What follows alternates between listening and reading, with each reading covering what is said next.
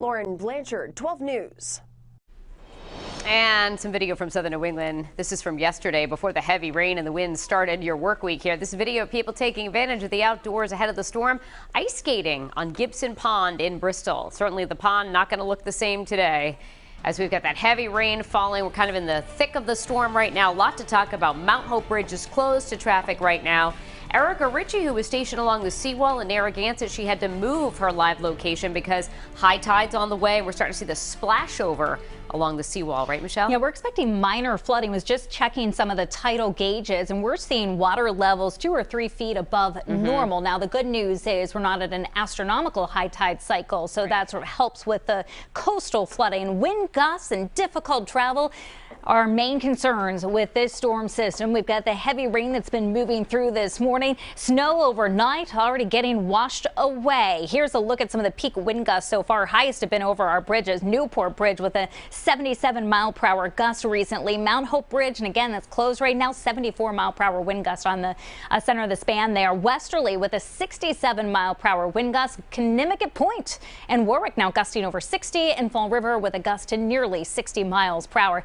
Now gusting at the moment 53 on Block Island, and you can see those winds have strengthened across the eastern Connecticut, Rhode Island, and southeastern Massachusetts. These are the damaging wind gusts that we were concerned about, particularly here as some of this heavy rain has been moving through. You can see it now shifting out of Rhode Island and through eastern Massachusetts. So Boston now with torrential downpours. That includes Cape Cod. Nantucket, we've been watching the radar closely for even some rotation in some of the heavier downpours and lines of thunderstorms that were approaching the island. Haven't seen anything recently from there, which is good news. And while the rain is still falling in Rhode Island, the heaviest of it already moving out of the western part of the state. So the wind's going to continue to be gusty through the late morning. This morning going to have that threat tracker high. This afternoon we'll drop it to green tonight, low as well. So we remain under a high wind warning until 10 o'clock this morning for coastal parts of Rhode Island and southeastern Massachusetts. It's a wind advisory further inland. As Danielle mentioned, we're seeing some minor coastal flooding. High tide approaching now between 7 and 8 o'clock this morning. And it's not just the shore, but up the bay that could see some coastal flooding here. And we expect it to be minor. As far as the rainfall amounts go, already picking up between 1/2 and 3/4 of an inch. Providence, Newport, and into Westerly with over 1/2 inch of rain, and Groton about 4/10 of an inch of rain in Smithfield. Narragansett, you can see some of the waves crashing on the seawall. The hour-by-hour forecast showing some of those heavier showers continuing to lift through next hour or two, and then we're out of the worst of this. By 11 o'clock in the morning, you may be seeing some breaks in the cloud cover. 40s right now, but we'll see those temperatures kind of leveling off between 35 and 40 this afternoon. Could get a quick little passing shower still in the afternoon, but majority of the time looking dry. And then this evening and tonight, going to be seeing some clearing. So stormy this morning, temperatures dropping after we hit the midday hours. Upper 40s for the high today, then cooling back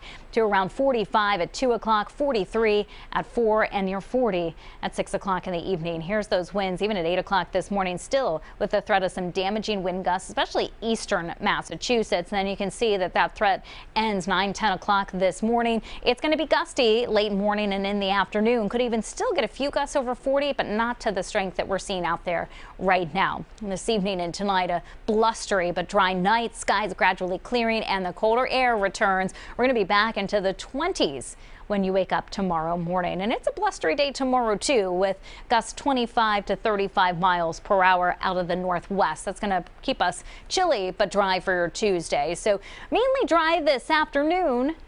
30 with sunshine tomorrow, dry during the daytime Wednesday. Cold front Wednesday night into Thursday morning could bring some showers, may start as rain showers, ending early Thursday morning as snow showers. Friday looks cold and dry. The weekend right now, got our eye on Saturday with the threat of an offshore storm passing by. We'll keep you updated online throughout the morning at WPRI.com.